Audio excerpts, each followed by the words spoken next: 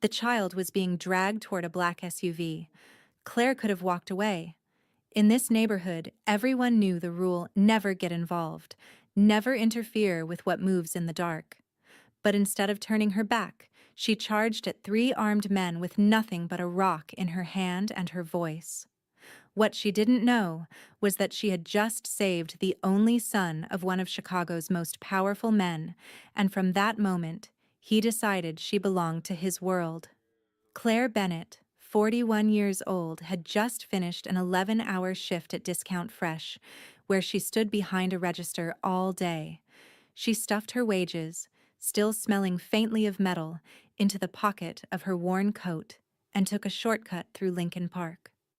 The night was cold, the wind slicing through rows of bare trees, making her shiver. Once she crossed the small bridge over the shallow creek, she would reach the apartment complex where her 14-year-old brother waited with canned pasta for dinner. As she walked, she mentally calculated whether her pay would be enough to fix the damn heater. Then she heard it, a sound thin as glass and full of fear. A child crying. Fragile, broken, close. She froze. For a few seconds, her heart and her reason fought fiercely. In Chicago, especially after 8 at night, crying wasn't something you walked toward. But that sound, it was a boy's cry, no older than 10. A hiss cut through the wind, followed by the heavy scrape of something being dragged. Claire crouched low behind the hedge, her breath tight. Through the branches, she saw a scene that made her blood run cold. A black SUV parked by the basketball court, headlights off. 3 men in black surrounding a small boy who struggled wildly. His brown hair was matted, his clothes filthy, one arm clamped in the grip of a man built like a pillar. "We've got the package. Moving to the second point. The boss wants it clean and quiet," one of them said into his phone. "Let me go. My dad will find you," the boy shouted, his voice trembling but defiant. "Oh, trust me, kid," the man sneered, tightening his hold. "Your old man should have learned to protect you better." Claire stepped back, reaching into her pocket for her phone. Dead battery. She should run. Find the police. Call someone. But if she ran, that car would vanish into the dark, and she knew too well what happened to children who disappeared. Taking a deep breath, she looked around, grabbed the largest rock she could find, and hurled it not at the men, but at a nearby sedan. The glass shattered. The alarm screamed, lights flashing wildly, a sharp crack through the deadly silence. "What the hell?" One of the men spun around. Claire didn't wait. She burst from the bushes like a shot. "Fire! There's a fire! Call 911! Fire in the park!" she shouted, her voice echoing across the emptiness. People always reacted faster to the word fire. She'd learned that from a safety drill years ago. In that brief chaos, she slammed into the man holding the boy, her shoulder driving into his chest. "Run!" she yelled at the child. He didn't hesitate, bolting toward the park gate like a small arrow. Claire turned, but the man's fist caught her. He yanked her hair and slammed her head into the car. Pain exploded through her skull. She staggered. Another punch. She hit the cold ground, blood filling her mouth, ears ringing, shouts, alarms.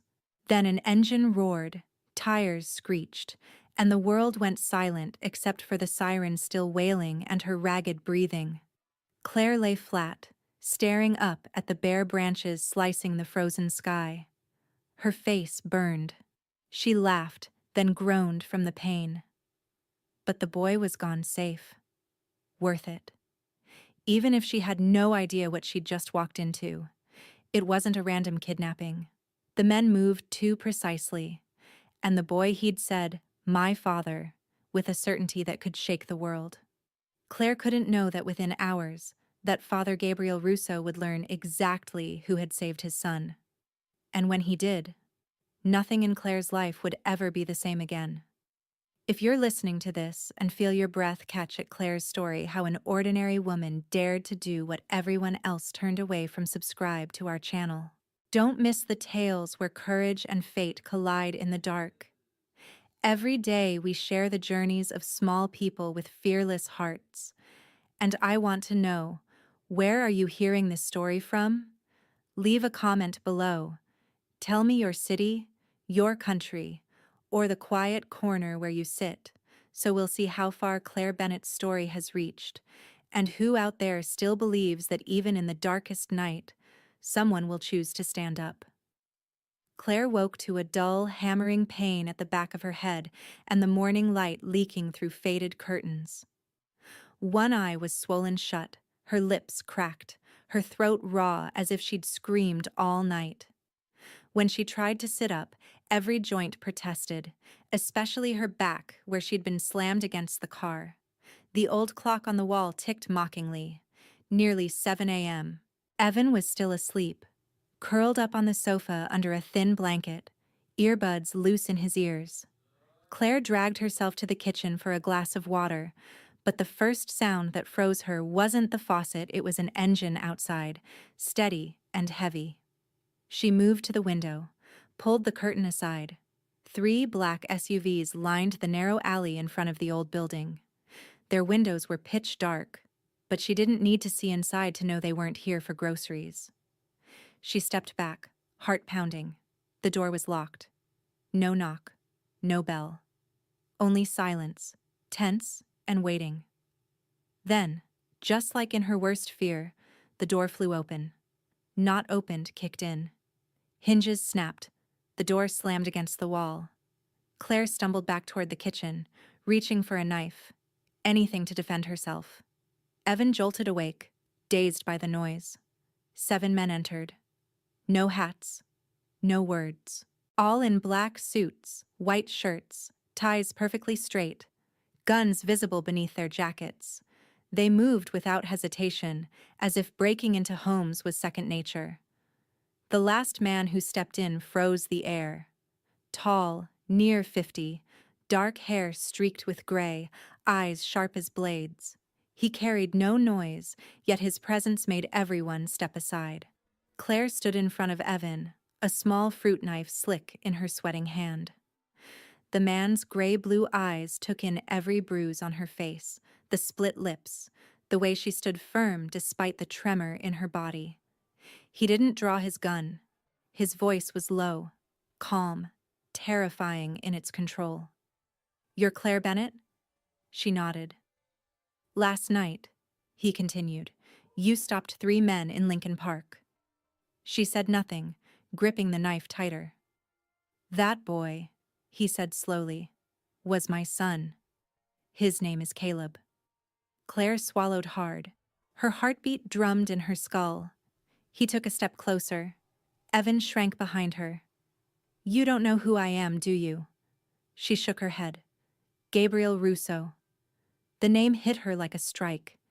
Even someone far from that world had heard it, a name never printed but always whispered, a shadow behind logistics firms, data networks, underground banks. The man police avoided, rivals feared, the city murmured about. He stepped closer. "I'm not here to harm you," he said. "On the contrary, you saved the most precious thing in my life, and I don't let something like that pass unnoticed." Claire's breath trembled. "I didn't do anything. I just saw a boy who needed help." "Exactly." Gabriel nodded. "While everyone else turned away. You had no weapon, no reason, no one behind you. But you still did it. That's something I don't forget." One of his men handed her a phone. "We want you to come with us," Gabriel said. "Just to talk. No one will be hurt. You have my word." "And if I refuse?" she rasped. "Then you'll still be safe," he said softly. "But no one will protect your brother from the people who took Caleb." Claire turned to Evan. His eyes were wide with fear. She understood. Every door behind her had closed. Only one path lay ahead, dark, uncertain, but unavoidable. She took a breath, set the knife down. "Give me 5 minutes to change," she said. Gabriel nodded. In his eyes, the flicker that passed wasn't victory, it was respect. She had stepped into his world last night. Now she was about to walk all the way in. The morning was still veiled in mist when the second SUV stopped before an iron gate wrought with swirling patterns, its black sheen as sharp and closed as a blade. Claire stared through the car window, her hand gripping the strap of her worn leather bag. Evan sat beside her, silent since the ride began, his young face drawn tight in the kind of silence that comes from being somewhere far too clean, far too quiet, far too alien. The gate opened slowly, soundlessly, gliding apart as if welcoming them into another world. Inside stretched a cobblestone path winding through a perfectly trimmed garden, ivory statues standing motionless among the lush green grass, and in the distance, a house. No, a mansion. 3 stories high, its facade dressed in pale stone, tall columns reaching the roof, windows gleaming as they caught the dim morning light.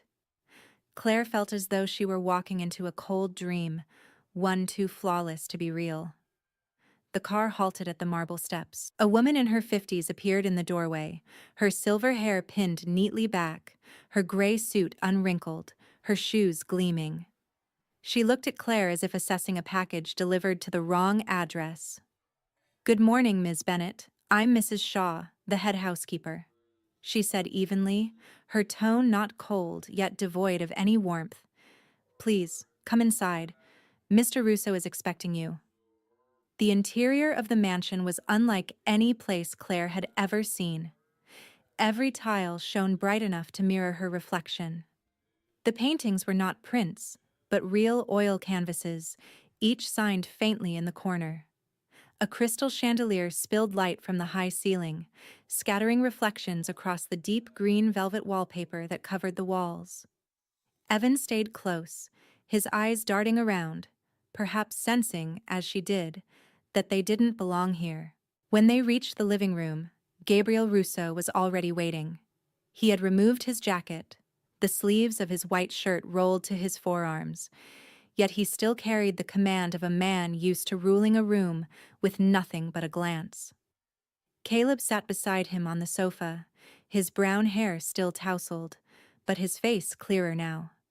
The moment he saw Claire, he jumped up, ran straight to her, and threw his arms around her. "I missed you." Claire froze for a heartbeat, then gently placed a hand on his shoulder.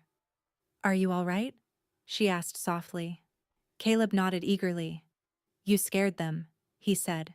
"Dad said so." Gabriel's voice cut through the moment. "I want you and your brother to stay here for a while, temporarily, until things are settled. We don't know if the men who attacked might come back." Claire opened her mouth to object, but he raised a hand to stop her. "I know you don't like depending on anyone, but this isn't about pride, it's about safety. And I won't allow you to leave until I'm certain you both are secure." Claire bit her lip, her hand brushing lightly against Evan's back, as if seeking his agreement. He said nothing, but his eyes didn't protest. Mrs. Shaw led them upstairs to the east wing. 2 bedrooms, private bath, garden view. Breakfast is at 7 sharp, never late. Attire must be proper in common areas. Claire listened as if memorizing a list of rules. The housekeeper pointed down the hall. "Master Evan's room is there. Yours is next to it. Master Caleb's is at the end of the corridor, guarded. If you need anything, use the intercom. Personal phones are not permitted." Claire stepped into her room and froze. A large bed covered in spotless white sheets, walnut furniture polished to a glow, Italian glass lamps, wooden floors without a speck of dust. The window opened onto a garden with a fountain where sparrows fluttered around the tall pines. For a fleeting moment, she wanted to take off her shoes, sink into that bed, and forget everything. But then the feeling of displacement rose inside her like a cold tide. This wasn't home. It wasn't even a hotel. Everything here was arranged with the precision of a military compound disguised in silk and velvet. Claire set her bag down and stood still in the opulent silence, listening to the steady tick of the clock, each second falling like a pin in a cathedral. She had no idea where she stood in her life anymore, But one thing was certain: it would never be the same as yesterday. Claire didn't remember when she had fallen asleep, only that when she opened her eyes, the faint light of morning was slipping through the thick cream-colored curtains. Everything was unnervingly quiet. No car horns, no neighbors' children crying at night, no washing machine rumbling from the apartment below. Only the distant sound of birds and a stillness so clean, so absolute, that she wondered if she were dreaming in a place that didn't belong to her. She sat up, still dizzy, and padded barefoot to the window, looking down at the garden where the fountain sent silver streams into the pale sunlight. A gardener was trimming the hedges in silence, as if the world here ran on Swiss precision, untouched by chaos. Turning back toward the room, Claire was about to find Evan when a soft knock came at the door. She opened it to find Caleb standing there, clutching a thick leather-bound book, his wide brown eyes clouded like a stormed-over sky. "Am I bothering you?" he asked, so quietly that Claire had to bend down to hear him. She smiled gently. "Of course not. Come in." Caleb stepped inside, his small sneakers barely making a sound on the polished floor. He sat on the cushioned chair by the window, hugging the book against his chest like a shield. "I haven't been able to sleep since that night," he murmured, staring at the edge of the table. "I keep thinking, if I fall asleep, they'll come back. They'll take me again." Claire sat beside him, saying nothing yet. She looked at the boy and saw not a child of wealth, but a child carrying fear too big for his years, a boy trying to survive in a world far beyond his control. "You know," she began softly, "when I was about your age, I got lost once in a shopping mall. Just for a few minutes, but I thought I'd never see my mother again." Caleb turned toward her. "Did she find you?" "Yes," Claire said with a faint smile. "But she didn't find me on her own. A store clerk pulled me behind the counter, gave me water, and called security. Because of her, my mother found me. I still remember her eyes. Steady. Safe." Caleb was silent for a long moment. "I think your eyes looked like that too. That night." Claire didn't answer. Her throat tightened. The boy sitting before her, the son of a man everyone feared didn't need bodyguards or doctors. What he needed was comfort, from someone with nothing but a little courage and a heart that still ached for the broken. "Do you hate it here?" Caleb asked, eyes drifting toward the window but searching for her answer. "I don't know yet," Claire said honestly. "It's not like anywhere I've lived. It's beautiful, yes, but it's cold." Caleb nodded slowly. "I grew up here, but it's never felt like home. There's no smell of baked bread, no music from the neighbor's room. No one asks how school was, except my dad. But he's always busy." Claire turned to him. "Do you have a mother?" Caleb's face stilled. "She died when I was 5. Dad never talks about her. I only have one photo left. It's smudged because I dropped it in the sink once." Claire reached out, gently touching his small, cold hand. "Then tell me about her," she whispered. "If you want to. Or tell me about anything you like." Caleb looked up at her, and in that gaze, she saw something melt, a thin layer of ice breaking like frosted glass touched by sunlight. "How long will you stay?" he asked. Claire smiled, though she didn't know herself. "As long as you need me." The boy nodded, not because the words promised certainty, but because for the first time in his life, someone had promised not to disappear. The next morning, Claire woke to the sharp ring of the clock striking 7. Sunlight poured through the window, filling the room with a brightness that made everything feel even more foreign, as if she were still trapped inside a dream she hadn't yet escaped. She dressed quickly, tied her hair back, and made her way down the wooden staircase toward the dining room. Though several days had passed since that night in Lincoln Park, the feeling of being watched had never left her, and this morning, it was stronger than ever. When she entered the dining room, the low murmur of conversation came to an abrupt halt. The long table, draped in a white cloth, gleamed with silver dishes and a vase of white orchids standing perfectly upright. At the far end sat three women, the administrative assistant, a brown-haired woman Claire hadn't met, and an older maid. All three turned their heads toward her, eyes unreadable. Claire gave a polite nod. None of them replied. Mrs. Shaw remained composed, pulling out a chair for her as if nothing were amiss, then stepped quietly aside. Claire sat down and poured herself some coffee from a polished silver pot. Evan was nowhere to be seen, likely still asleep. Caleb was absent too. She took a few bites of eggs and bread, pretending not to hear the soft whispers across the table. But words still floated through the air, sharp and needling. She's just an outsider. And somehow staying on the second floor, near the young master's wing? They say she worked at a market once. Doesn't look like someone with much education. Claire bit her lip, her hand tightening around the silver fork. She knew those looks. She'd seen them back in her old neighborhood, when housewives whispered about the single mother at the end of the block. She'd seen them in the supermarket, when customers eyed her uniform and the frayed seams on her sleeves. But here, in a world wrapped in velvet and power, the contempt came gilded, disguised as civility. After breakfast, as Claire left the table to find Caleb, the brown-haired woman approached her in the hallway. She smiled faintly, though her eyes stayed cold. "Ms. Claire, isn't it? I'm Yelena. I used to oversee everything concerning young Caleb, until someone else came along." Claire nodded, keeping her tone calm. "Nice to meet you." "I'm sure you understand," Yelena went on smoothly, each word carefully measured, "that this household operates on a certain order. Everyone has a place, and when someone from outside suddenly steps in, it tends to unsettle people." Claire steadied her voice. "I don't want to step into anyone's place. I just did what I thought was right."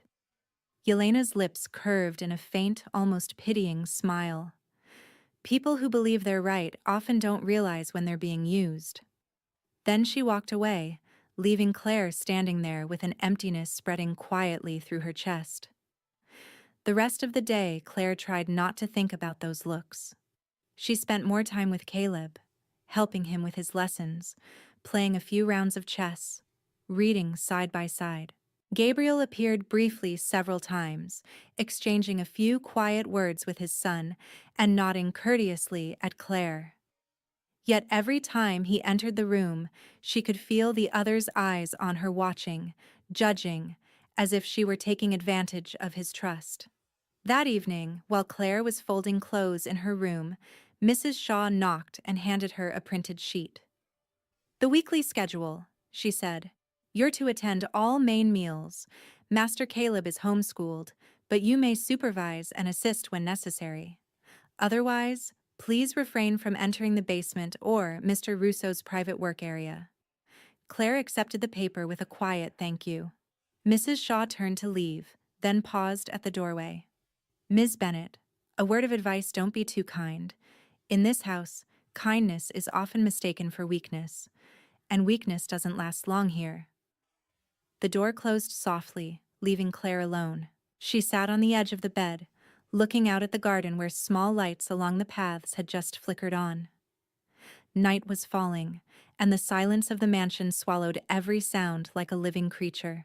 She knew she wasn't welcome here, but for Caleb and for something inside her she couldn't yet name, she couldn't leave. Not yet. Not while that boy still looked at her as if she were the only solid thing left in his world. That weekend, the sky finally cleared after days of gray. Caleb pleaded to go out just a short trip to the farmer's market on the city's north side.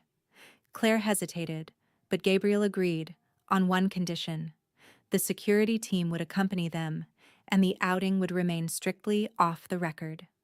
Mrs. Shaw arranged the cars early, and by 10 o'clock, the convoy slipped out of the mansion, no horns, no noise, yet unmistakably deliberate in its presence.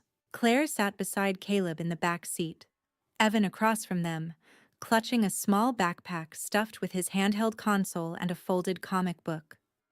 Caleb was unusually bright that morning, his eyes sparkling like a child seeing a fair for the first time. Claire's chest tightened. In the 2 weeks they had been there, each genuine smile from the boy felt like a fragile miracle, and she would do anything to keep it alive. The market sat beside a small park lined with maple trees blazing in shades of gold and red, painting an autumn scene too perfect to seem real. The cars parked in a quieter back lot. Two plainclothes guards spread out on either side, keeping a polite distance so as not to spook the boy. Caleb gripped Claire's hand, pulling her between the stalls, eyes wide at baskets of glossy red apples, bundles of dried lavender, and the buttery smell of pastries floating through the crisp air. Evan was happily choosing cookies from an elderly woman with a kind face and a voice soft as an old melody. Claire was leaning down to inspect a jar of honey when something froze the breath in her lungs, a small movement in the crowd. A man, standing at a distance, hands buried in his coat pockets, staring directly at Caleb. It wasn't a casual glance. It was sharp, fixed, unblinking. Claire straightened, searching for the nearest guard, but he had just turned the corner past another stall. When she looked back, the man was gone. And then came the crash metal on metal, loud enough to split the air. Claire spun around just in time to see a white truck barreling through the market entrance, smashing through tables as if no one were there. Screams erupted. Chaos. People ran. Tables overturned. Children cried. A burst of fire bloomed from the far end, no bomb, just a gas cylinder exploding at a food stand. "Caleb!" Claire shouted, but he was nowhere in sight. Her heart pounded against her ribs as she stumbled through the crowd. Then she saw him, a figure in a black hoodie dragging a child toward the alley exit, and the flash of gray sneakers she recognized from that morning. She didn't think. She didn't plan. She ran. Voices called behind her, but she didn't hear them. The man turned at her shout, startled, tightening his grip on Caleb. The boy kicked and swung, his small fists useless against the man's weight. Claire lunged, grabbed her handbag, and swung it like a weapon, striking the man across the head. He staggered, loosened his hold. Caleb slipped free and fell. Claire pulled him up, holding him tight just as the man started forward again, when 2 gunshots cracked through the air. He froze, then collapsed face first on the pavement, shards of glass crunching under his body. Gabriel's guards were there, guns raised, faces grim. Another assailant went down seconds later. It had all happened in less than a minute, but to Claire it felt endless. She knelt, wrapping her arms around Caleb as he trembled, sobbing into her shoulder. Her palms were bleeding where broken glass had cut through the skin, but she didn't care. When Gabriel arrived less than 10 minutes later, stepping out of his SUV, he didn't speak at first. He only saw Claire, his son, held tight in her arms, her face streaked with sweat and tears, as if his child's life rested entirely within her grasp. And for the first time, Gabriel's eyes softened, losing their steel. "You saved him," he said quietly. Again. Claire didn't answer. She only nodded, breathless, tears mixing with the blood on her hands. In that moment of chaos beneath the autumn sun and the lingering smoke, every whisper, every suspicious glance from the days before dissolved into nothing. Because right there, amid the wreckage, Claire had done what no one else in that world of power and silence could promise to do. She had stood between life and death, for a child who shared none of her blood but all of his trust, that she would never let him go. Claire sat in the second-floor sitting room of the Rousseau mansion, her hands wrapped in white gauze, the cuts from the shattered glass at the market still throbbing faintly beneath the bandage. On the table before her sat a cup of chamomile tea Mrs. Shaw had brought up earlier, steam still curling softly into the air. From the hall came the steady rhythm of guards changing shifts, and now and then the sound of Evan's voice from the next room, excitedly telling Caleb a story about some daring adventure. Since the attack at the market, the house had changed. The whispers had stopped. The sidelong glances, the polite contempt, the hushed gossip all gone. What replaced them was a silence edged with caution and something close to respect. Claire didn't care about any of that. All that mattered was that Caleb was safe. The boy still startled at sudden noises, still woke from nightmares. But he clung to her hand afterward and only calmed when she read to him in the dark, her voice the only steady thing left. A soft knock sounded. Claire turned. The door opened and Gabriel entered. Today he wore a black shirt, sleeves rolled up, tie loosened. No bodyguards followed him. Just the man himself, his gaze calm and deep as a lake before a storm. Claire rose, but he gestured for her to stay. "Are you getting any rest?" he asked, his voice quieter than usual. "Enough," she said. "He's doing better." Gabriel nodded. "I know. He won't leave your side. Not even when he sleeps." He sat across from her, setting a cream-colored folder on the table. "I once believed I could protect him with guards, with guns, with iron gates. But then a woman with nothing but her own hands and her eyes made him feel safer than all of that." Claire said nothing, unsure whether to accept the compliment or deflect it. Gabriel opened the folder, flipping through the pages. "You know, I'm not a man who trusts easily, especially not someone who entered this world by accident. But with you, I've seen enough to know this isn't coincidence. You didn't just save my son. You did what I couldn't, made him laugh again, believe again, want to live." Claire drew a slow breath. "You want me to stay?" Gabriel met her eyes.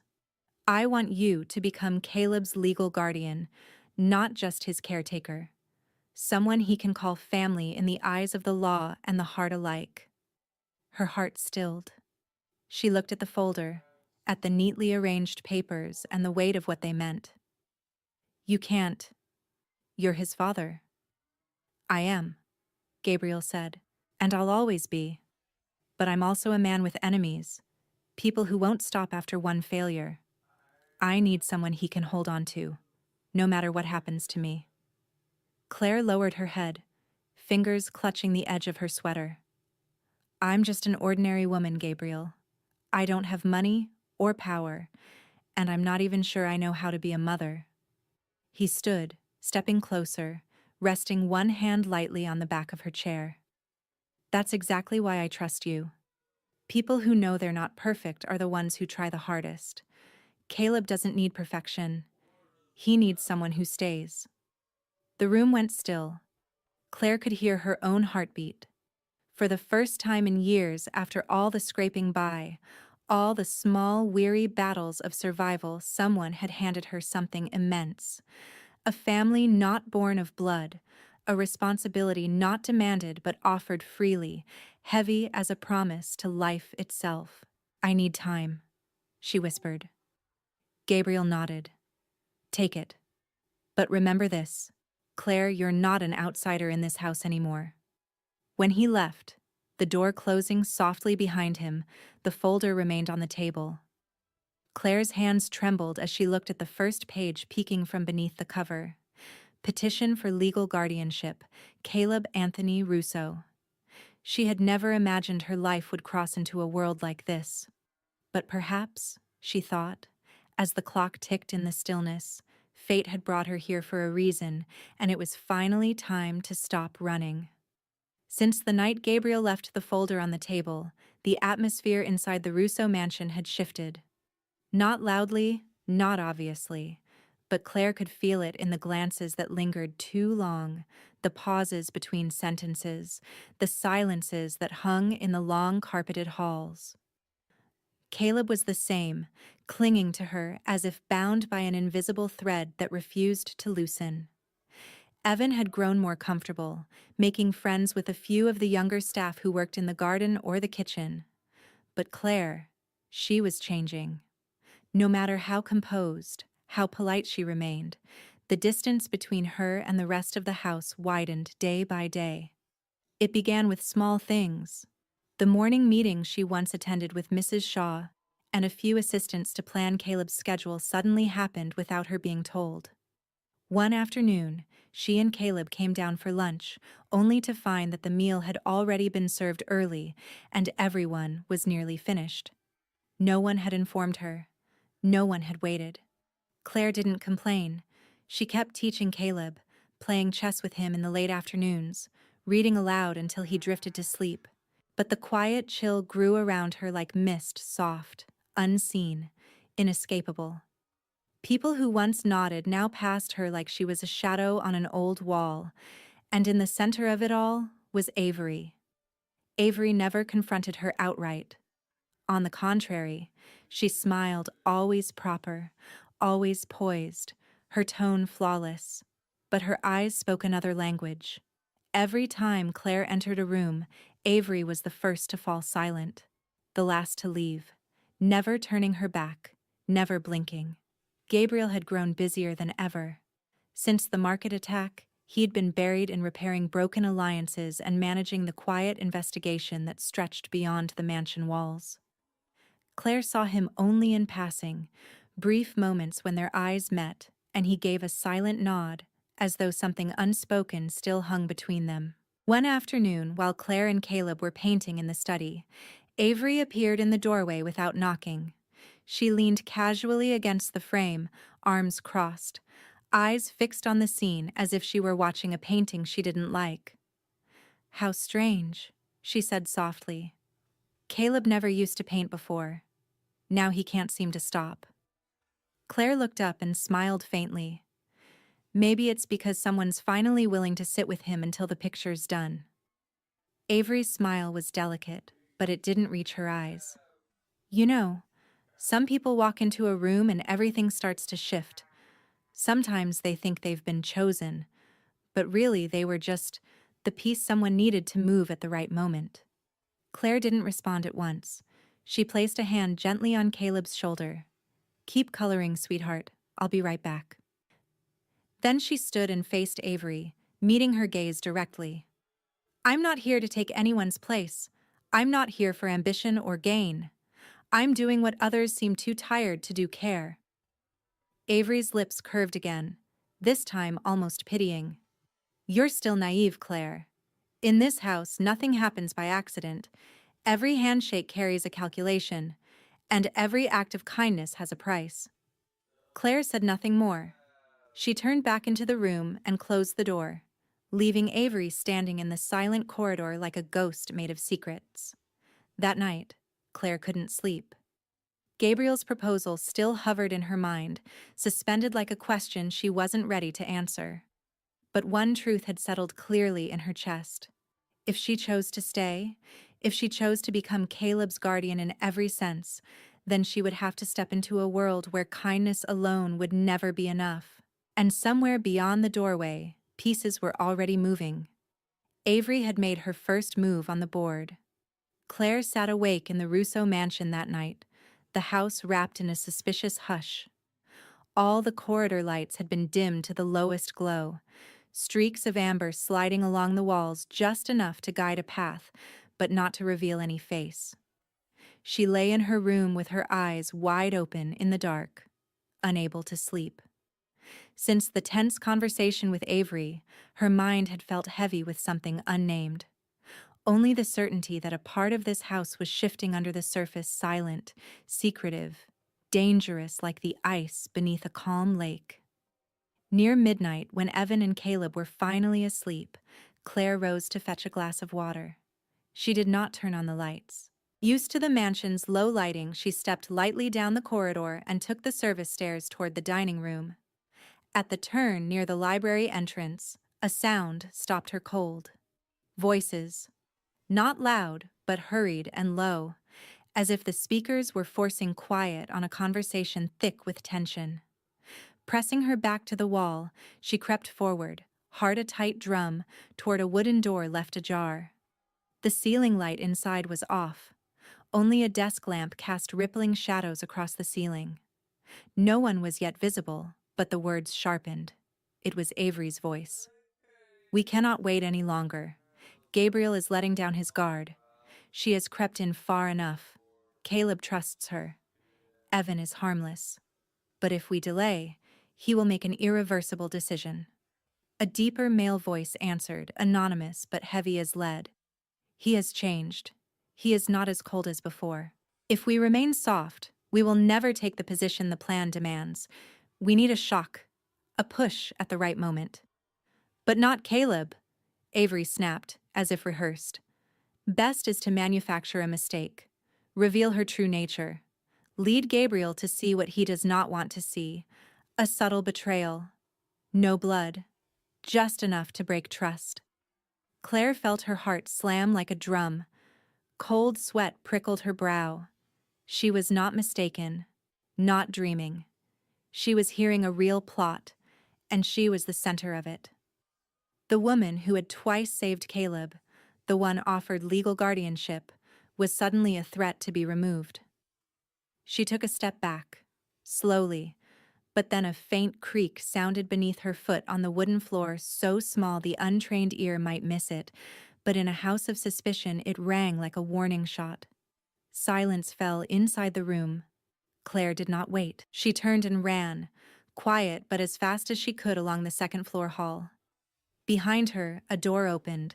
Footsteps followed, measured and unhurried, as though the pursuer knew exactly how many seconds it would take to stop her from speaking.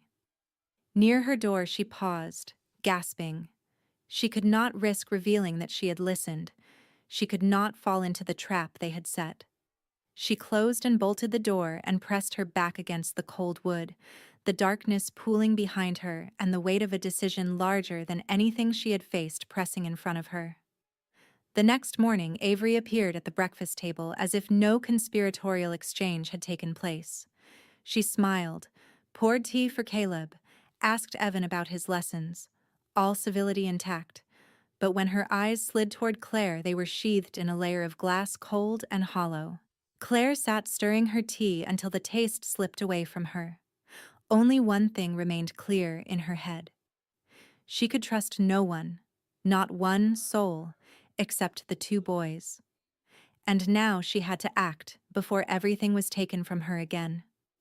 Claire couldn't quite name what had changed. Only that morning, as she stepped out of her room with Evan to take Caleb to his tutoring as usual, a chill of unease wrapped around her like fog. The guards who normally greeted her with polite nods didn't even glance her way.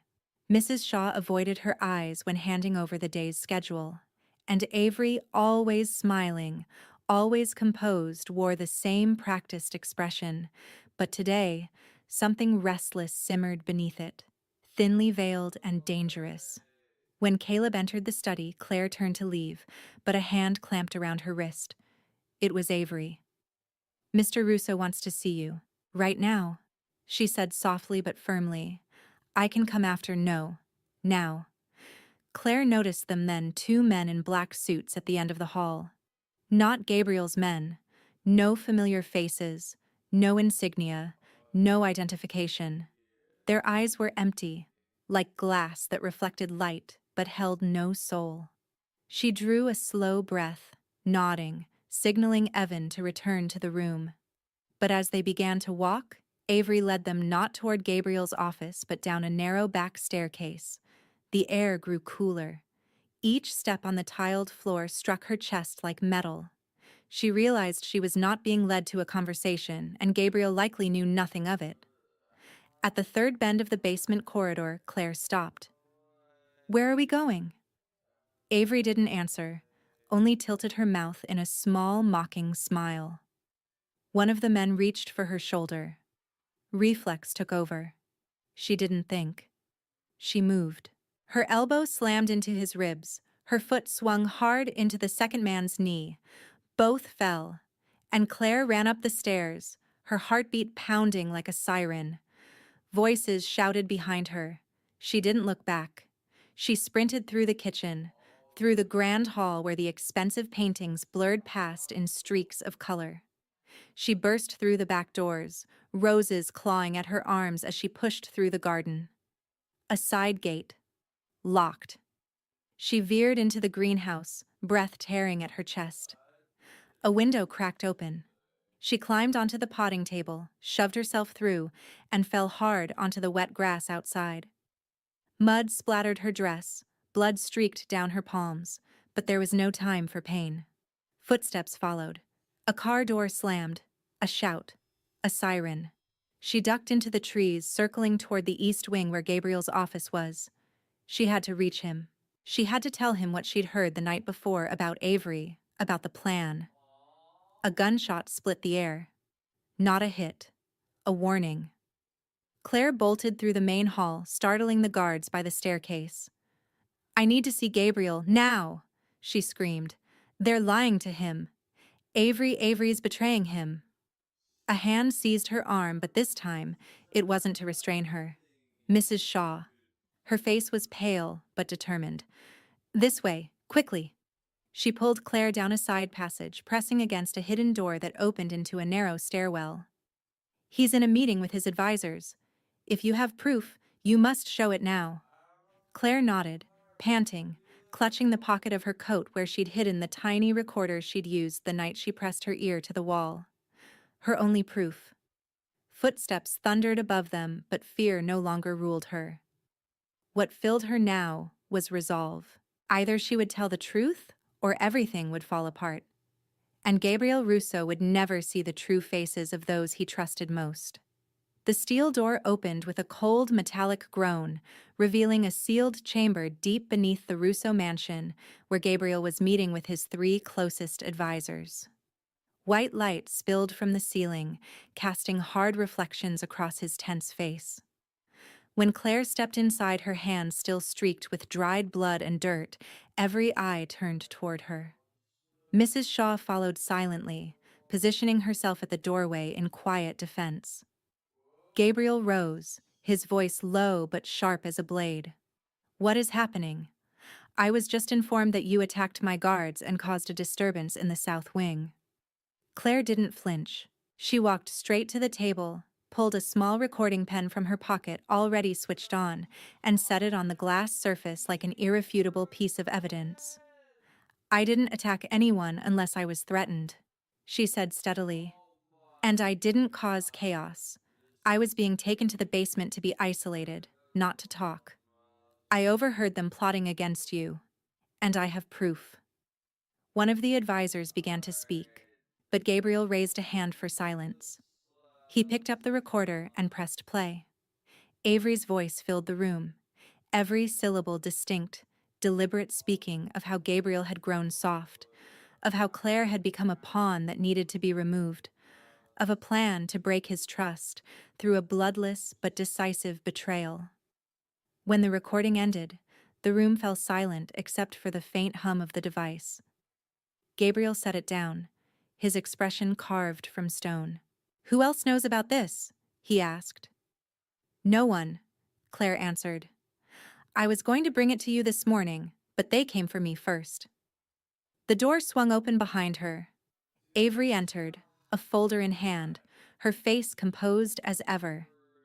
But when she saw Claire standing at the center of the room, her hands still marked with blood, and Gabriel's eyes sharp and unyielding, her smile faltered.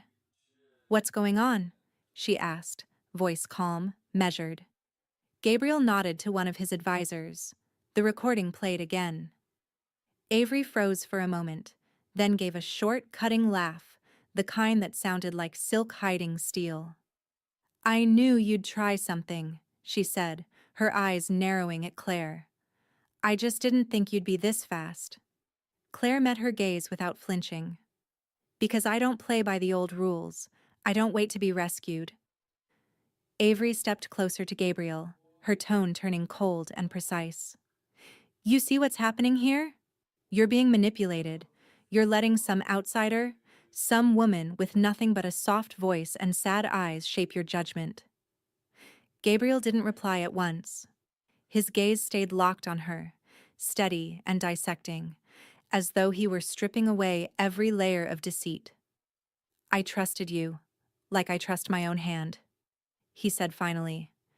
"You were with Caleb before he could even say my name. But you didn't protect him. You used him. And I cannot forgive that." Avery's jaw tightened. If you choose her over me, you're destroying 10 years of work. And I don't regret doing what had to be done. What you want is power. Claire cut in, her voice sharper now. But power doesn't come from threats or manipulation. It comes from trust. And that's something you've already lost. Gabriel turned toward the two guards who had just entered and spoke in a tone that left no room for question. Take Ms. Avery to the isolation wing. No contact with anyone. I'll decide her fate once everything is verified. As they led Avery away, her face had lost its smile, but her eyes burned with defiance like a flame that refused to die. Claire stood still, her shirt damp with sweat, her heartbeat still uneven, but Gabriel's gaze had changed. No longer suspicious. It was the silent look of a man who realized how close he'd come to losing everything by trusting the wrong person. And Claire knew, in that quiet moment, that trust, though unspoken, had taken shape between them. Something solid. Something no one else could touch. That night, the Russo mansion was silent in a way that felt unnatural, as if even the walls were holding their breath, waiting for something inevitable to unfold. A light rain fell outside, mingling with the distant rumble of thunder, weaving a cold, restless soundtrack for the night of reckoning.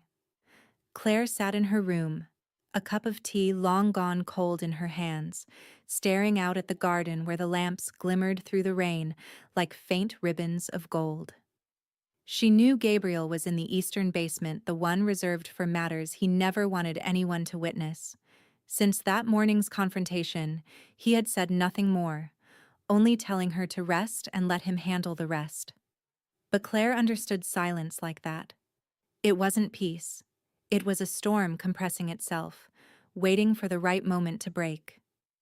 Below, the air was heavy with the scent of metal and damp stone. Avery sat bound to a steel chair, her hair tangled, lips bluish with cold, but her chin was lifted high in defiance. In front of her stood Gabriel, still in his dark vest, tie discarded, sleeves rolled up, his face carved from something colder than anger. Two guards stood motionless like stone effigies. He circled her slowly, his voice low and gravelly, each word falling like the toll of a bell. You've been with me 10 years. I believed your loyalty was beyond question. You cared for Caleb as if he were your own child. I trusted you. I gave you everything I had to protect. And you turned that child into a tool for power. Avery's laugh was thin and sharp, her eyes glacial. It wasn't a game, Gabriel. It was survival. You're weaker every day and you can't see it. I only did what you no longer had the courage to do. Betray? He asked softly, almost gently. Or kill the innocent to keep control? Don't pretend to be righteous, Avery snapped. You talk about loyalty and honor, but the world knows you live on fear and blood. I just learned from the best. Gabriel stopped, studying her for a long moment. One breath, two. Then he nodded slowly. Maybe you're right, he murmured. But there's one thing you forgot, Avery. I don't betray my own. You did. He signaled to Marcus, his most trusted man. Marcus stepped forward, unfastened her restraints not to free her, but to drag her chair aside and force her to her knees beneath the harsh, golden pool of light. You wouldn't dare, Avery said, and now her voice trembled ever so slightly. If you kill me, they'll see it. The others will know you've grown afraid. They won't respect you anymore. They'll fear you. Gabriel drew a small pistol from his jacket, brushed the dust off the barrel, and laid it gently on the table. Fear is better than betrayal, he said quietly. And you still don't understand trust is the only currency we have in this world. Once it's gone, nothing else has value. He turned to Marcus. Leave us. The guards filed out, leaving the two of them alone in the thick silence, broken only by the sound of rain tapping on steel. Avery's eyes, once ice, began to show the first flicker of real fear. Gabriel, I never meant to hurt Caleb. I only wanted you to see clearly, to... Enough, he said, his voice cutting like a blade. "I see clearly now." The shot cracked clean and dry, echoing once before the room swallowed it whole. Avery crumpled, her red hair fanning across the dark concrete as a slow stain spread beneath her. Gabriel stared down at her body, unblinking, as if branding the image into his memory a monument to misplaced trust. When he stepped out, the rain outside had thickened, erasing the lights in the courtyard. Marcus waited in the corridor, head bowed. "It's done, sir?" "It's done," Gabriel said hoarsely. "Make sure there's no trace. No one speaks her name again." Marcus nodded and disappeared into the shadows. Gabriel climbed the stairs, each step heavier than the last. At the main floor, he paused by the tall window. Outside, through the haze of rain, Claire stood beneath the awning, a blanket draped around her shoulders, gazing toward him. They didn't speak. Their eyes met through the glass, his weary, hers full of quiet sorrow. And in that wordless exchange, Gabriel felt something break inside him. His heart was a stone, and yet beneath its weight, a faint warmth still flickered, fragile and human. He didn't know if he was seeking forgiveness or proof that he hadn't lost his soul entirely. But Claire understood. When she saw him step out into the rain, she knew that somewhere in that storm, a part of him had died with the gunshot that ended the night. After that night of rain, the Russo mansion was no longer the hushed vault of secrets it had once been. It didn't become warmer, nor was it truly at peace, but the air had shifted. The furtive glances were gone. The conversations that used to stop the moment Claire entered a room no longer did. Nothing happened loudly. No one made any declarations, yet she could feel the change threading quietly through every corner. The next morning, Mrs. Shaw herself brought breakfast to Claire's room, not the usual cold tray left by the door, but a hot meal, carefully plated with a sprig of rosemary beside the teacup. "Mr. Russo asked me to tell you there's nothing urgent on the schedule today," she said. "You can rest or do whatever you wish." Her tone had softened. The edge of suspicion was gone, replaced by something close to respect. Claire nodded her thanks, still unaccustomed to being treated like part of a household rather than a guest under watch. When she took Caleb and Evan to play in the garden that afternoon, the gardeners and guards who once kept their distance now greeted her with nods, a few even smiling. An older woman from the kitchen quietly slipped Evan a bag of cookies, saying they were a reward for the boy brave enough to protect his little brother. Claire didn't ask how they knew. In this place, information was never truly secret, but for the first time, the whispers carried not malice, but admiration. Gabriel didn't appear all day. Not until late afternoon, when Claire sat reading beneath the willow tree by the pond, did he come. No guards, no Marcus, just him, dressed simply in a gray shirt, his expression less severe but heavy with something unspoken. He sat on the wooden bench beside her, close enough to feel present but not intrusive. "How's Caleb?" he asked, his voice low and rough with fatigue. "Better," Claire replied.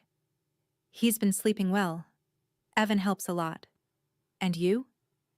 When she turned to look at him, for the first time she didn't see the unyielding leader, but a father quietly setting down his armor. "I lost someone I once thought was irreplaceable," he said, "but some losses are necessary.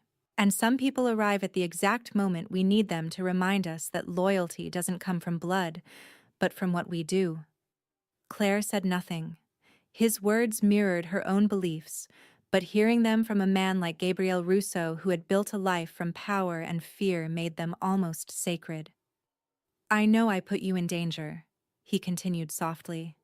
"You shouldn't have been dragged into this. But you stayed. No one stays because they're forced to." He paused, as if waiting for a response.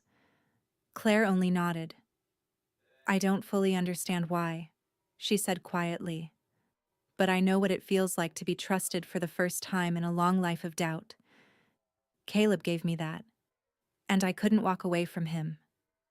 Gabriel exhaled, a sound that was part sigh, part surrender. For the first time since she had known him, he seemed humanly tired. "The papers are signed," he said. "As of today, you're Caleb's legal guardian. Not temporarily, not by verbal agreement. Your name is on the documents like a part of his bloodline." Claire looked at him, unable to speak as emotion tightened her throat. Every struggle, every wound, every sleepless night had led to this recognition, not in words of gratitude, but in an act that meant far more. Gabriel stood, adjusting his cuff, then took a few steps away before stopping. "Claire," he said without turning, "don't think of yourself as someone chosen. You're someone who chose to stay. In my world, that's rare." He disappeared beyond the trees, leaving her with a heart pounding fast and a small, quiet smile breaking through the exhaustion. In the stillness of that late autumn afternoon, Claire knew she was no longer an outsider. She had become part of this world not through power or blood, but through loyalty tested and proven. And from this moment on, nothing would ever be the same. Evan had never imagined there would come a day when he'd wake without staring at a ceiling of peeling paint or hearing the drunken shouting of neighbors through paper-thin walls. For the first 8 years of his life, he had known only the sound of traffic thicker than birdsong, breakfasts made of half a stale loaf of bread, and an idea of safety that meant a door locked tightly from the inside. But now, every morning began with the whisper of wind through the willow trees in the southern garden, the smell of fresh bread rising from the kitchen, and Claire's gentle voice calling him to wake alongside Caleb. At first, Evan kept his distance. Though he lived among them, sharing meals, sharing the same garden, he remained like a shadow standing outside their world. Caleb was different. He had long been used to Claire's affection and had opened his heart without effort. But Evan had not. He watched. He memorized every hallway, every face, every look of genuine respect people gave Claire. He didn't believe in it right away. Trust for Evan was a luxury. The change began with something small. That afternoon, the rain had just stopped, and Claire brought the boys to the stables, a place Evan had never dared to enter, believing it belonged to those born into comfort. Caleb insisted on riding a brown horse named Jasper. While Claire spoke with the stable master, she let the boys wander freely. Jasper suddenly jerked the reins, not enough to cause danger, but enough to unseat Caleb. In that instant, before anyone else could move, Evan lunged forward, grabbing Caleb's arm and yanking him out of harm's way. By the time Claire turned, it was over. Caleb was fine.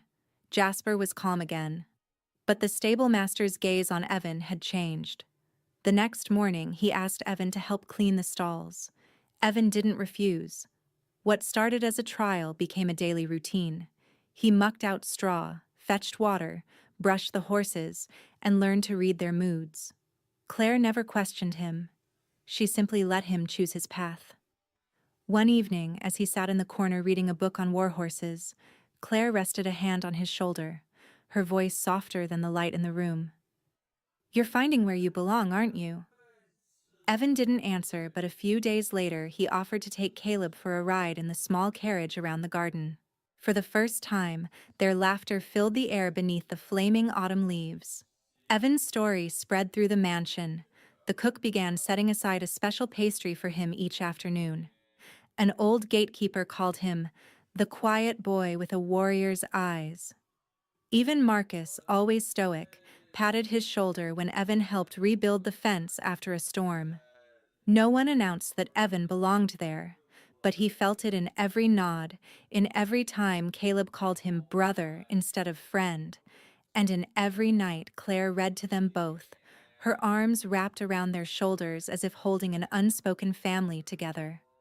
One evening, as Claire folded blankets in her room, Evan came in holding a small piece of paper. He placed it on the table, then stepped back shyly. "Can you sign this for me?" he asked. Claire picked it up, surprised it was an application for the winter riding program, written in his uneven but careful handwriting. "Are you sure?" she asked. It's a lot of work lessons. Theory. Practice. Evan nodded. I want to learn. If I'm staying here, I should be good at something. Something that helps. Claire squeezed his hand gently. You don't have to prove anything, but if this is what you want, I'll always stand behind you. That night, for the first time, Evan went to sleep without locking his door. He knew that in this place among people he once thought could never understand him, he had finally found where he belonged. And for the first time in his life, Evan wasn't afraid of tomorrow. He was beginning to dream of it. The garden behind the mansion was always quiet in a peculiar way, as if every leaf, every stone path, every rose bush whispered secrets meant only for the night. Claire often came there to escape the noise inside her own head, and tonight was no different. She carried an old book and a thin wool shawl, sitting on the worn wooden bench beneath an arch of silver vines. The full moon hung high above like a silent lantern, bathing everything in a calm, ghostly glow. Claire didn't read. Instead, she looked up at the sky, thinking of Evan, of Caleb, and of herself. The change had come so swiftly that sometimes she hardly recognized how far she'd traveled from the life she'd once known. Footsteps sounded softly on the gravel behind her, measured, deliberate, unmistakable.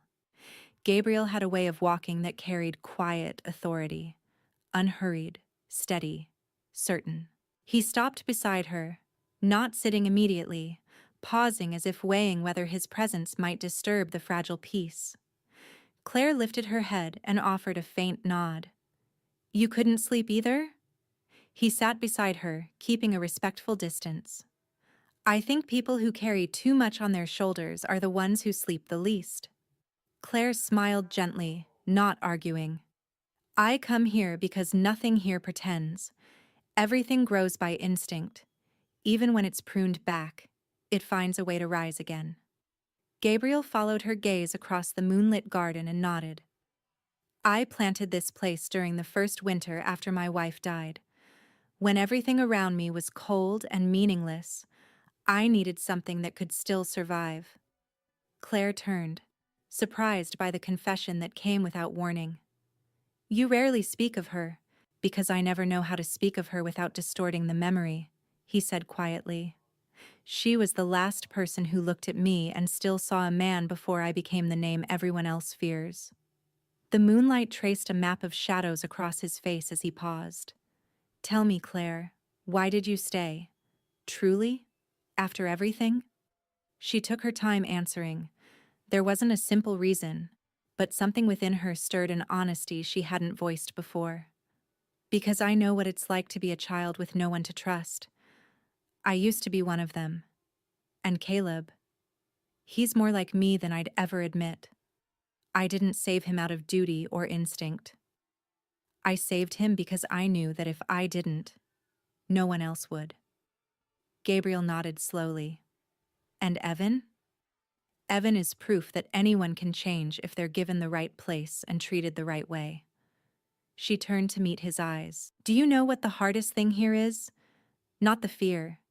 It's learning to believe that you're actually accepted. He exhaled, eyes heavy with a quiet burden.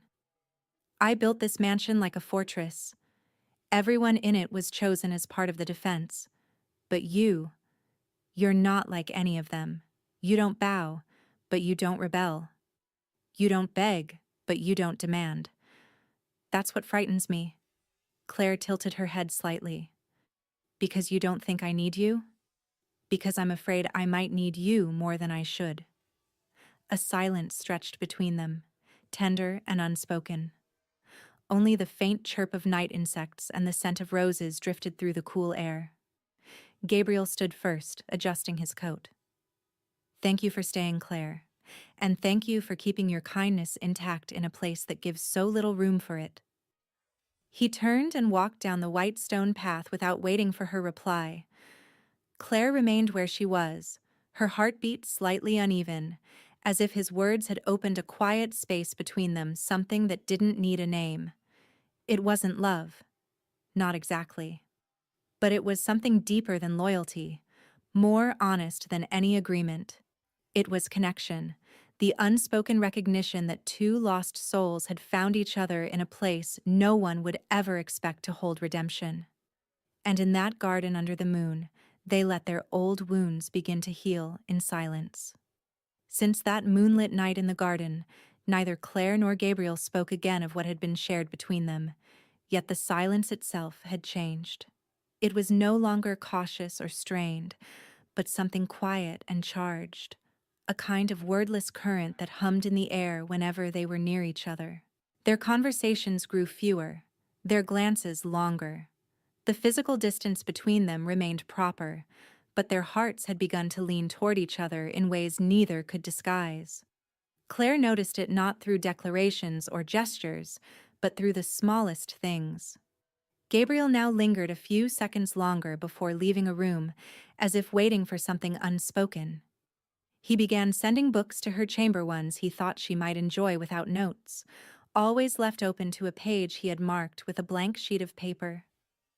When she went to fetch tea, her cup was already set beside his coffee, as though they had shared this habit for years.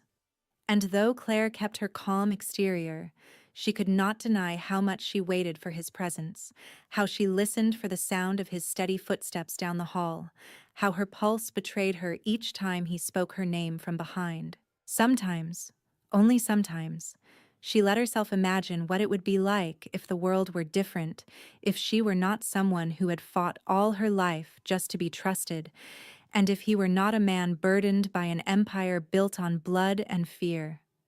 Could they have met in another life, gentler and ordinary? One early winter afternoon, as the season's first snow drifted across the mansion roof, Claire and Gabriel brought Caleb and Evan to the stables. When Caleb begged to ride the tallest horse, Claire objected, but Gabriel only smiled. "We can't keep them sheltered forever," he said quietly. "They have to learn to face their fears just as you once did." Claire turned to him, startled by the warmth behind his words, and found his gaze waiting for hers. In that brief instant, everything else fell away. There were no walls, no titles, no history, only two people, and something neither dared to name. Then, as always, Gabriel was the first to step back before the moment could cross the line. He turned toward Evan, speaking to him about bridles and saddle straps, leaving Claire standing there with her heart beating as hard as hooves striking snow. That night she sat by her desk under the golden lamplight, her hair catching the glow, and began to write a habit she had abandoned long ago, believing survivors had no time for dreams. Yet what spilled across the page wasn't fear. It was about a man whose eyes were deep enough to make her forget reason, about silences between them that said more than 1,000 words. She didn't know what to call this feeling. It wasn't love in the ordinary sense, nor simple gratitude. It was slower, quieter, like wind gliding across a lake's surface. It was a promise never spoken, that if Gabriel ever needed her, she would be there not out of duty, but for something greater. Trust. Still, the boundaries remained age, past, power. Two worlds standing on opposite sides of the same line. Both knew that one misstep could shatter everything, so they kept their distance. Though their hearts had already touched in countless silent moments, in long wordless evenings, neither yet had the courage to cross that fragile border. But deep inside, Claire believed that someday one of them would. Not with words, with something small, almost invisible, because that is how the most beautiful things in the world begin. That dinner had never been planned. There were no formal invitations, no special menu, none of the pomp that usually marked evenings in houses of power. It began with something as simple as a sentence Claire spoke while leading Caleb and Evan back from the stables after their riding lesson. "It's going to snow soon. Go change and meet me in the dining room. We'll have dinner together tonight." She wasn't sure what together meant in that moment, but when she entered the main dining hall, she saw Gabriel already seated at the head of the table, not in his usual tailored suit, but in a dark gray turtleneck sweater. He was pouring wine into his glass, and when his eyes found her, they softened in a way no one would have believed possible from him.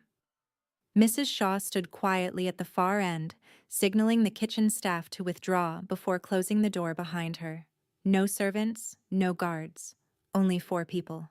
The long oak table glowed under the warm light, set with simple white porcelain plates, a loaf of steaming bread, and a pot of slow-cooked stew whose aroma filled the air. Claire guided Caleb to a seat on Gabriel's left, while Evan chose a place across from her. The table, once a stage for decisions and power, became that night something else, a home. Caleb laughed when Gabriel placed more potatoes on his plate, teasing that no knight grows strong on bread alone. Evan, usually quiet, began to ask questions about the wood used for saddles, about balance when crossing slopes, and Gabriel answered each one with patient precision. Claire didn't speak much. She watched, listened, occasionally refilling Caleb's glass of water or adding a piece of bread to his plate. And then came a small moment. Gabriel, without looking, reached across and passed her a glass of water just as hers emptied, as if he'd been aware all along. It was nothing, and yet in the quiet of that meal, it echoed like a vow spoken without words. I see you. I care. When dessert arrived, warm apple pie with cinnamon and cream, Caleb was already dozing against Gabriel's arm, full and content. Evan turned his spoon slowly in his hand before whispering, I think this is my first real meal. The table fell silent for a few seconds. Gabriel set his glass down gently and looked at the boy. Why do you think that? Evan shrugged, eyes lowered. Because no one's rushing. No one's shouting. No one's watching me like I'm stealing someone else's food. And I don't want to leave the table yet. Claire placed her hand on his shoulder, a quiet squeeze. He didn't look up, but she knew he felt it. Gabriel nodded slowly. Then stop thinking about it, son. From now on, this is your home, and no one can take that away. Caleb stirred, half asleep. Uncle Gabriel, he mumbled. If someone eats 2 slices of pie, do they get to stay forever? The laughter that followed filled the room, soft, real, disarming. Even Gabriel smiled, placing a hand over the boy's hair. You don't have to eat it all. You just have to stay. Claire looked around the table, the flickering candles, the gleam of wood and porcelain, the faces no longer strangers. For a moment, every wound, every fear, every shadow from her past seemed to fall away, replaced by something simple and profound, belonging. Not as a guest, not as a pawn in someone else's game, but as a piece of a family no one had expected could exist in a place like this. When the meal ended and Claire rose to clear the dishes, Gabriel shook his head. Not tonight, he said quietly. We've done enough. They each left the room for their separate quarters, but all carried with them a quiet warmth that lingered long after. It wasn't love, not yet. And maybe it didn't need to be. It was presence. And sometimes, as Claire had come to understand, that alone was enough to begin an entirely new life. Gabriel sat alone in his study, the desk lamp casting a narrow circle of light across papers spread neatly on the dark wooden surface. Outside, snow continued to fall, dusting the window panes in a thin white veil that muffled the world beyond, sealing the room into silence. He swirled the red wine in his glass, eyes fixed on a line of italic text printed on the open newspaper before him. The Russo estate expands its charity work to the northern mountain communities. Beneath it, a small photograph Claire, bending down to wrap a blanket around a child. The image was simple, unposed, yet it carried more power than any public statement Gabriel had made in years. He disliked anything he couldn't control. Yet tonight, the very thing that unsettled him most was what he couldn't bring himself to restrain. For the first time in a long while, there existed something outside his command, and he didn't want it back under his rule. Claire had never demanded recognition, never sought permission, but her presence had quietly altered the entire rhythm of the estate. The guards had grown gentler. Mrs. Shaw, less guarded. Caleb laughed more often, and Gabriel, who had built his life on fear and obedience, was beginning to understand another kind of power, influence, not the kind forged through command or blood, but through trust, born of what the world mistook for weakness. A soft knock interrupted his thoughts. It wasn't the stiff, perfunctory rhythm of staff reporting in. Claire entered, carrying a cup of peppermint tea. She didn't speak or meet his gaze, only set it on the desk before turning to leave. "What do you think of this article?" Gabriel's voice stopped her, his finger resting lightly on the newspaper's edge. Claire paused, her tone calm. "I think people sometimes need to see a different face from a place they've always feared. And I don't believe I needed your permission to help someone stay warm in winter." Gabriel smiled faintly, not the sharp, cynical smile he was known for, but one tinged with something rarer: acceptance. "You didn't ask permission, and that's exactly why people listen to you even when you say nothing." She shrugged, pouring herself tea. "What are you thinking, Gabriel? About me? About the children? Or about this empire you're rebuilding from its ruins?" He was quiet for a moment, then set his glass down and clasped his hands. "I think I spent my whole life building a fortress to make sure no one could hurt me again. I never considered that someone might come and change it without tearing it down." He lifted his gaze to hers, unshielded, no longer hiding behind power or reputation. "You did that, Claire. You didn't just save Caleb. You saved me from the cold I thought I needed to survive." Claire sat opposite him, her eyes steady. "I never meant to change anyone. I just did what I thought was right. And if that made you feel a little less alone, then I'm glad I didn't walk away that night." Gabriel said nothing more. Some truths only needed to be spoken once to reshape a man. He poured another measure of wine and, awkwardly but sincerely, refilled Claire's cup. They sat together, two unlikely souls who had learned to share the same silence, one that felt less like distance and more like peace. No words were needed to admit that they had changed each other, that she had become an anchor in a world once built only on control. It was already understood. And perhaps that was the truest kind of power, the kind that doesn't command obedience, but earns trust. Gabriel had once led armies because people feared him. Now he had a woman, two children, and the beginnings of a family because, for the first time, they believed in him. And that, he realized, was the only power that mattered. That afternoon, the sky hung heavy and gray like molten lead. Snow blanketed the garden in a seamless white. The trees bowed beneath the weight of winter, yet still reached upward in quiet defiance. Inside the study room, Claire sat with Evan and Caleb, two small figures absorbed in coloring a map of the world pinned to the wall, while she mended the frayed edge of a wool scarf. The peace in the air felt almost unreal, a stillness foreign to this house once defined by tension. But when Marcus appeared at the doorway, his face unreadable, and said simply, "Mr. Russo would like to see you in the conservatory," every instinct in Claire sharpened at once. She nodded, told Evan to watch over Caleb, and slipped on her coat. The conservatory was a place she rarely entered, not because she was forbidden, but because it was sacred in a way words couldn't touch. Gabriel went there at dawn or after sunset, in the hours when solitude became his only company. When Claire arrived, the glass door was already open, and warm golden light filled the space like captured dusk. The air smelled faintly of mint and winter roses. Gabriel stood with his back to her, hands tucked into the pockets of his charcoal overcoat. He didn't turn immediately.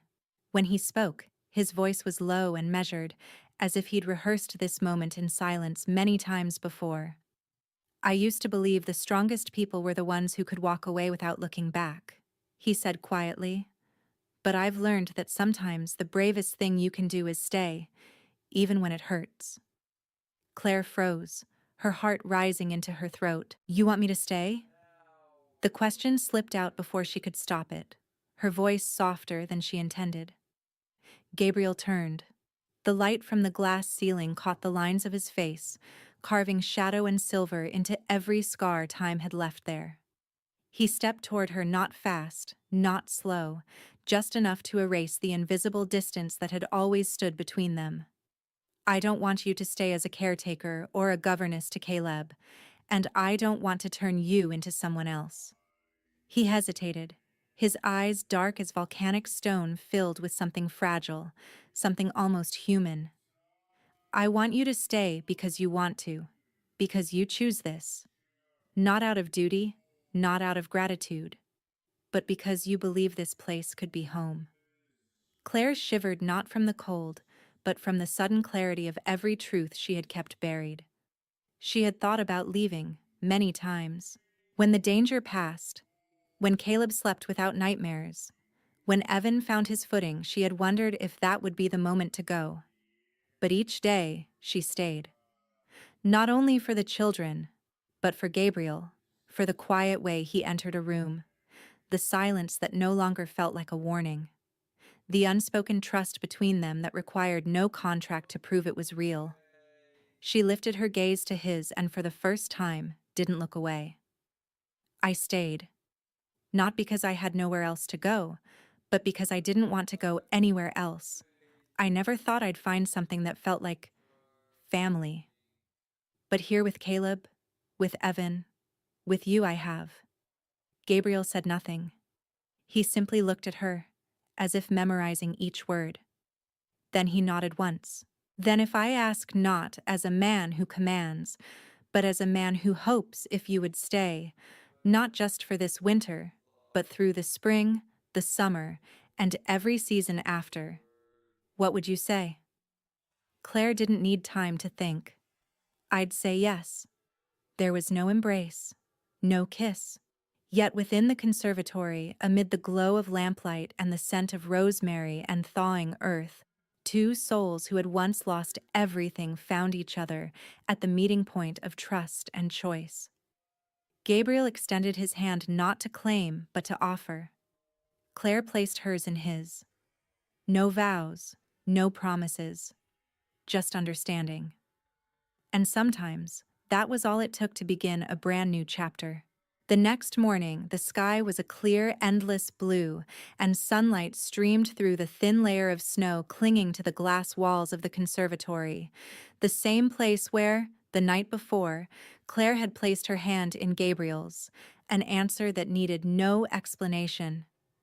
Everything inside the Russo estate seemed subtly altered, though not in any way one could easily name. It wasn't a change marked by words or orders, but by the rhythm of how people moved, breathed, and simply were. When Claire came down to the kitchen, Mrs. Shaw handed her a cup of coffee instead of her usual tea and said quietly, "It's a beautiful day. You should take the boys out for a walk." Caleb ran up and wrapped his arms around her legs, as if he already knew she wasn't going anywhere. Evan laid a drawing on the table, a sketch of a dream horse ranch, labeled in his careful handwriting, "Can we build this here?" Gabriel appeared a few moments later. He didn't say a word. He just looked at Claire and gave a small nod. And in that moment, she understood belonging didn't need grand declarations. Sometimes it lived in gentle silences, in the steady presence of those who stayed, and in the small dreams nurtured by love and trust.